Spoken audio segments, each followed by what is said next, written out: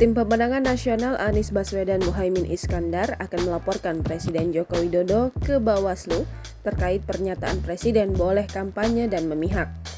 Tim Kampanye Nasional Prabowo Gibran mempertanyakan soal pasal yang dianggap Timnas Amin dilanggar Jokowi.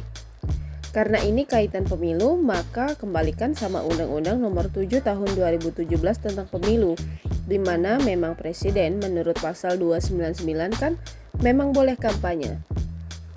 Kata Sekretaris TKN Nusron Wahid kepada wartawan Kamis 25 Januari 2024. Menurut Nusron, pelaporan ke Bawaslu dilakukan jika terjadi pelanggaran terkait pemilu. Nusron pun mempertanyakan pelanggaran apa yang telah dilakukan Jokowi.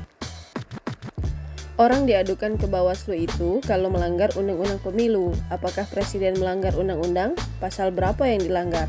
Jelasnya.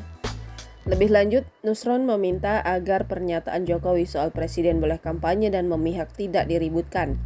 Sebab, kata dia, tidak ada aturan yang melarang Presiden ikut kampanye. Presiden mencalonkan diri saja bisa, apalagi berkampanye. Selama tidak ada aturan yang melarang, berarti diperbolehkan. Lantas kenapa diributkan? Kecuali ada undang-undang yang melarangnya, tutur dia. Sebelumnya, Ketua Tim Hukum Timnas Amin, Ari Yusuf Amir mengatakan pihaknya akan memberikan analisa terkait pernyataan Presiden Joko Widodo yang menyebut Presiden boleh berkampanye dan memihak. Timnas Amin akan melaporkan hal ini ke Bawaslu Republik Indonesia. Iya, kami akan memberikan pendapat hukum kami, analisa hukum kami kepada Bawaslu dan silahkan Bawaslu untuk menyikapi nanti, kata Ari Yusuf di Palembang, Sumatera Selatan, Kamis 25 Januari.